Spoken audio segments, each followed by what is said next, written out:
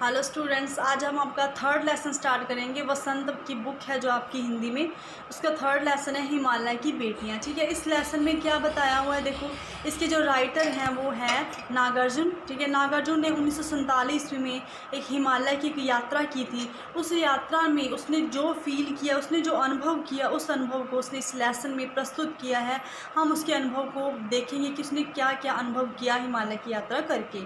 ठीक है, जब 1947 में वो हिमालय की यात्रा करने गए तो वहाँ पर उन्होंने क्या फील किया, उन्होंने ऐसा अनुभव किया कि जो हिमालय है उसको एक पिता के रूप में कहा। हिमालय पिता है और जो उससे नदियाँ निकलती हैं जैसे गंगा, यमुना, सरस्वती है, सब कुछ जो नदियाँ निकलती हैं वो सारी नदियाँ जो है वो हिमालय की बेटियाँ, उसने जो उसको बताया गया है। जिस तरह जो बेटियाँ एक व्यवहार करती हैं, वहाँ से निकलती हैं, वहाँ से निकल के जब बाहर की दुनिया को देखती हैं, इन सब चीज़ों को उसने बिल्कुल वैसे ही बताया जैसे कि जैसे एक पिता की जो अपनी लड़कियां करती हैं। ठीक है, उसके अलावा लेखक ने इसमें क्या बताया, इस पर उन्होंने एक समुंदर को उसने समुंदर को क्या बताया इस लेसन में। उसने समुंदर को सिंधु और ब्रह्मपुत्र नदियों का हाथ पकड़ने वाले दामाद के रूप में एक उसकी कल्पना प्रस्तुत की है। ठीक है, समुंदर को एक दामाद बताया कि इसका सिंधु और ब्रह्मपुत्र नदियों को उसने हाथ पकड़ा हुआ, मतलब उनका जो जोड़ बना हुआ है, इसलिए उन्होंने उसको क्या बोला, उसको जो है दामाद बोला। ठीक है, उनके जंगलों, घाटियों और जो उनकी नदियां हैं, उन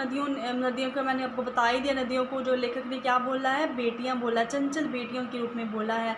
उनके जंगलों, घाटियों, पहाड़ियों से होकर गुजरने वाली जो नदियों का लीला निकेतन उसने बताया है। साथ ही उन्होंने जो अन्य लेखकों की भी हिमालय नदियों से संबंधित जो है कल्पना को प्रस्तुत किया है। ठीक है, और उन्होंने ऐसा भी उन्होंने जो है नदियों को एक बहन के रूप में भी प्रस्तुत किया है। इस पूरी लेसन उन्होंने यही मतलब ये दिखाना चाहा है कि किस प्रकार एक समुंदर है, उनकी जो मतलब एक बेटियां, जैसे नदियों की बात की गई है। ठीक है, बेटियों का हाथ पकड़ने का उनको श्रेय, जैसे कि देखो जिन्होंने मैदानों में जैसे मैदान जब उसने देखे, नागार्जुन ने जब मैदानों को देखा तो उन्होंने मैदानों को क्या बोला, उनके ख्याल में शायद यही बात आई कि शायद वो बूढ़े हिमालय की गोद में जब बच्चियां बनकर ये खेला करती हैं तो माँ बाप की गोद में नंग दड़ंग होकर खेलने वाली बालिकाओं का रूप जो है, चाहे पहाड़ी आदमी के लिए आकर्षक भले ही ना हो, लेकिन मुझे ऐसा प्रतीत हुआ है कि हिमालय को ससुर और समुंदर को उसका दामाद कहने में कोई भी झिझक नहीं होती।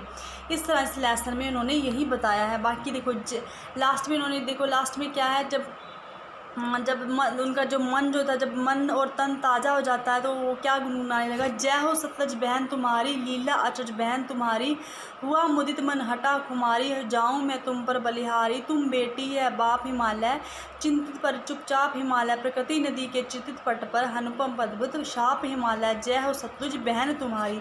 सतलुज नदी को उसने क्या बोला है, उसने जो है बहन बोला है। इस तरह जो ये लेसन में यही बताया गया है। बाकी आप खुद भी इस लेसन को अच्छे से रीड करोगे, आप इस लेसन के वर्ड मीनिंग और क्वेश्चन आंसर को अपनी फेयर नोटबुक पे अच्छी राइटिंग में उतार लेना और साथ में लर्न भी कर लेना।